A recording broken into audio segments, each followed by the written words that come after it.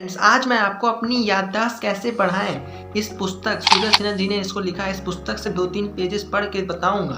तो अब आप सोचेंगे कि मेरी याददाश्त तो वैसे भी बहुत तेज़ है, मैं बहुत तगड़ा याददाश्त मतलब मेरी बहुत मेमोरी तेज़ है, तो मैं क्या करूँ, ये पुस्तक पढ़ूँ या जो भी तुम सुना रहे हो क्यों सुनूँ। तो मैं बता दूँ, इस मतलब जितनी भी आपकी याददाश्त है उससे की याददाश्त बहुत ज़्यादा हाई लेवल की हो जाएगी। जो मैं बता रहा हूँ उसको अगर आप फॉलो करो तो सुनिएगा।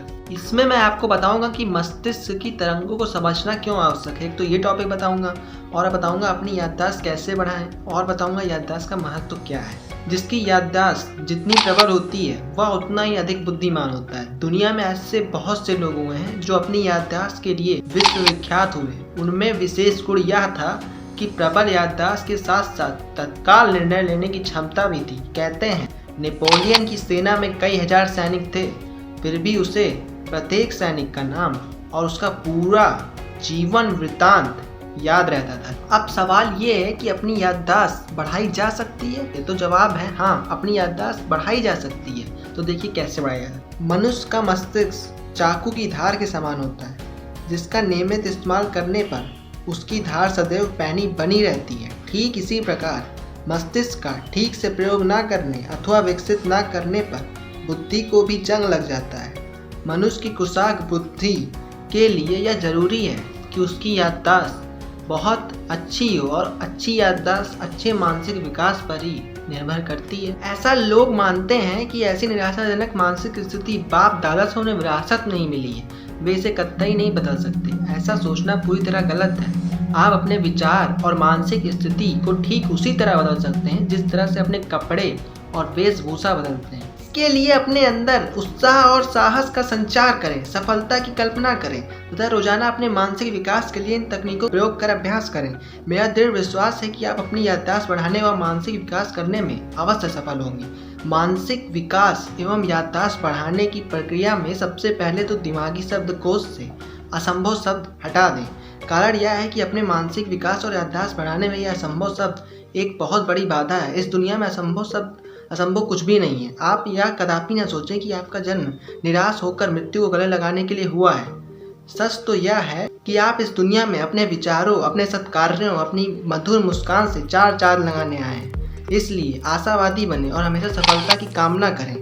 यदि हम बंजर भूमि को जोतकर उपजाऊ बना सकते हैं, तो क्या हम अपने मन से निराशा, क्रोध, ईर्ष्या, द्वेष, डर इत्यादि जैसी खरपतवार यानी घास फूस को उखाड़ कर वहाँ सुंदर व सुगंधित फूल नहीं खिला सकते? खिला सकते हैं, जरूर खिला सकते हैं। इसलिए चाहिए स्वस्थ सोच, सकारात्मक नजरिया और स्वयं पर विश्वास।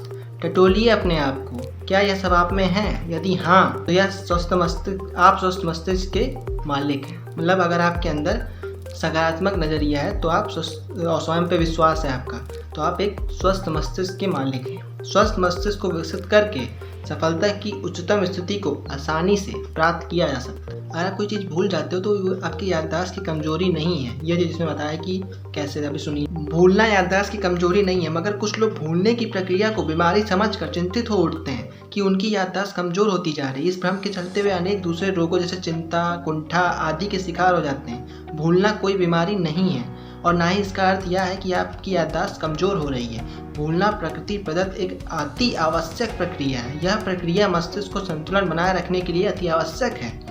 कारण अगर आप पूरे दिन की घटी सभी घटनाओं को याद रखने की कोशिश करेंगे तो मन को दुखाने और पीड़ा पहुंचाने वाली बहुत सी नकारात्मक सूचनाओं से अपने मस्तिष्क में विस्फोट हो जाएगा और आपकी याद रखने की क्षमता भी नष्ट हो जाएगी। विस्फोट का तात्पर्य यहाँ बम जैसे किसी धमाके से नहीं है। इसका मतलब मस्तिष्क पर पड़ने वाले अत्यधिक बोझ, तनाव एवं दबाव से है। कहने का अर्थ यह है कि मस्तिष्क जितना तनाव मुक्त होता है उतना ही ज़्यादा अच्छा सोचता और काम करता है। इसके विपरीत स्थिति में मस्तिष्क कुंद होने लगता है।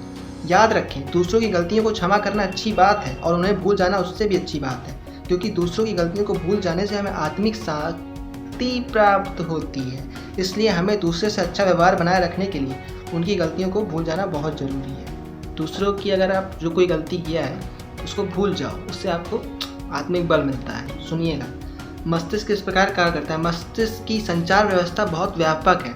मस्तिष्क विज्ञानियों के अनुसार हमारा मस्तिष्क विचारों के आदान प्रदान में निरंतर सक्रिय रहता है। मस्तिष्क कोश के बीच एक केंद्र होता है जिसमें से अनेक शाखाएं निकलकर चारों ओर फैली रहती हैं। इन शाखाओं को डेंड्राइट्स के नाम से जाना जाता है। इन डेंड्राइट्स के दूसरे सिरे को एक्सॉन्स कहा जाता है। जब मस्तिष्क का कोई कोष दूसरे कोष को कोई विचार या संदेश भेजता है तो डेंड्राइट्स एवं एक्सॉन्स के माध्यम से तरंगों के इस आदान प्रदान की प्रक्रिया को सिनेप्सिस कहा जाता है। हमारे ज्ञान एवं याददाश्त के आधार यही सिनेप्सिस होते हैं। बहुत तगड़ा है। यहाँ विशेष उल्लेखनीय है कि मस्तिष्कीय कोषों का जाल और इसके विचार अथवा संदेशों के आदान प्रदान की क्षमता इतनी विस्तृत, विशाल एवं व्यापक है कि दुनिया भर की संचार व्यवस्था मिलकर भी इसकी बराबरी नहीं कर सकती। मस्तिष्क की संचार व्यवस्था इतनी व्यापक है कि दुनिया के जितने कंप्यूटर और जो सब मिल जाए, अरे हम ही ने कंप्यूटर बनाया है तो वो कैसे हमारी बराबरी कर लेगा, चाहे कितना भी सुपर क्यों ना हो जाए। बस हम अपने मस्तिष्क का पूर्ण इस्तेमाल नहीं करते हैं। बस इस वजह से हमको लगता है कि हम उससे कम है, लेकिन ना, कम नहीं है। कि एकाग्रता वाले मतलब इस वाले भाग से मैं कुछ 5 लाइन पढ़ के बताऊंगा आपको, मतलब बहुत हेल्प करेगा। सुनिएगा तो सुनिएगा।